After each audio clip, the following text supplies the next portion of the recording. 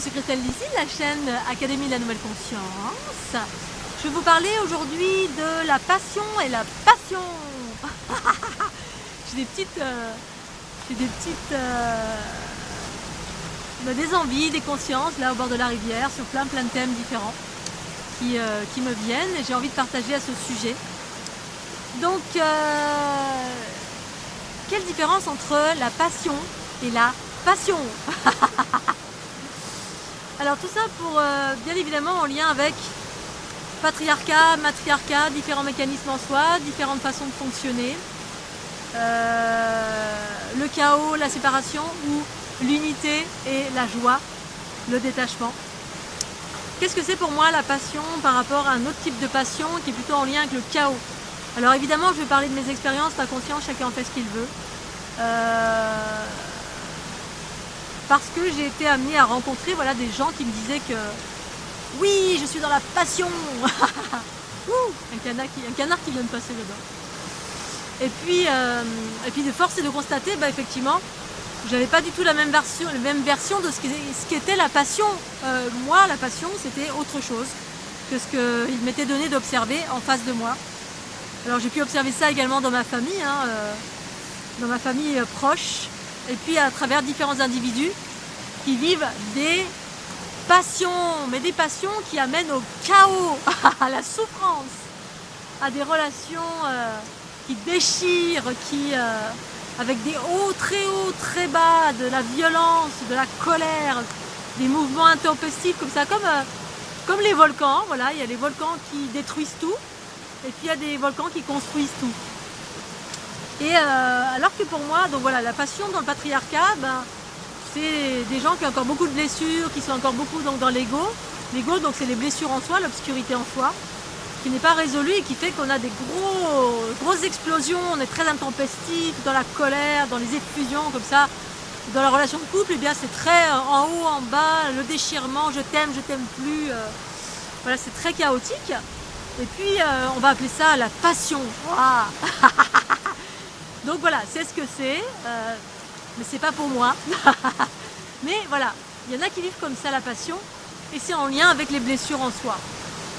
Et puis, donc les blessures non résolues, bien évidemment. Et ensuite, pour moi, la passion, c'est plutôt, je suis une passionnée dans le sens, pour moi, l'expression, c'est, il y a plein de choses qui me fascinent, j'ai plein d'envies.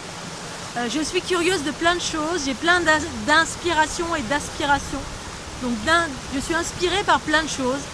Et en cela, ça me porte. J'ai des montées d'énergie comme ça sur différents sujets, de la conscience qui surgit, des envies. Et en cela, ça apporte un élan, une envie d'aller vers. Mais une envie d'aller vers, c'est vers quelque chose où je vais y aller avec passion, c'est-à-dire j'ai un entrain, une énergie débordante. Je vais me réveiller le matin avec « Waouh, j'ai envie d'aller faire de l'escalade ». Ça répond à une montée d'énergie via ma Kundalini, via de l'énergie tellurique et cosmique, la vie en manifestation.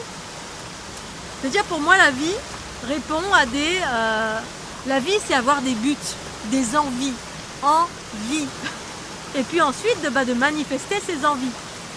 Et pour moi c'est ça, j'ai envie d'une chose, j'actionne pour manifester cette chose ou pour aller vers cette chose avec un entrain joyeux.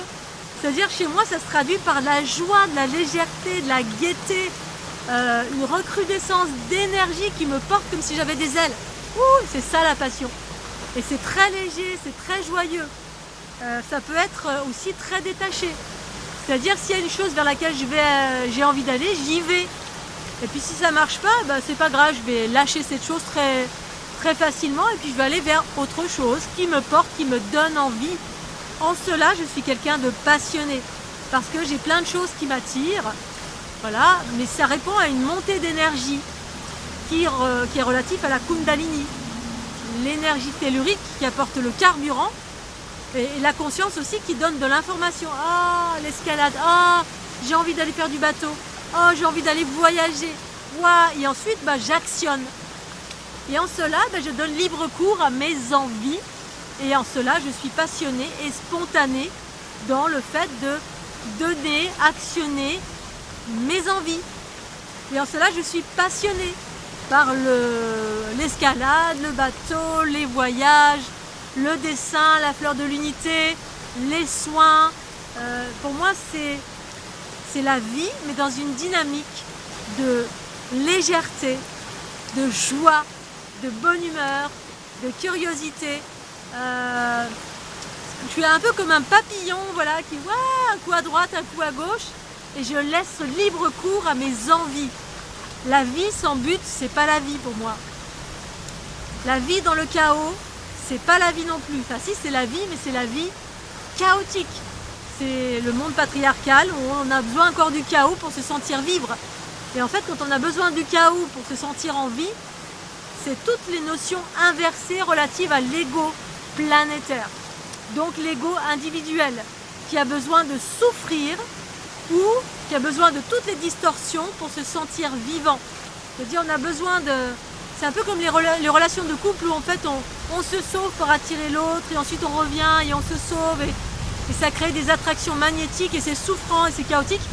Et j'ai déjà vécu ça dans ma jeunesse, voilà, et ça provoque des émotions très très fortes. Et en fait, eh bien, quand on est dans les dynamiques égotiques et les souffrances en soi qui créent des mécanismes inversés par rapport à l'unité qui est harmonieuse, détachée, bienveillante, joyeuse et légère, eh bien c'est tout l'ego en soi qui génère ces mécanismes inversés, qui génèrent des émotions fortes et on se sent en vie par rapport à ça et on appelle ça la passion qui génère voilà, de la colère, du chaos, des disputes, des ruptures.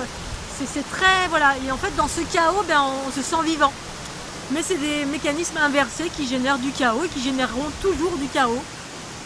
Et voilà, c'est des notions inversées puisque dans les mécanismes patriarcaux, tout est inversé par rapport à l'unité. Pour autant, c'est ce que c'est. À vous de savoir si vous avez envie d'harmonie, de légèreté, de joie, de conscience, de paix et de passion légère et de co-créer une réalité harmonieuse et positive, de l'abondance au quotidien, bref, que des trucs sympas.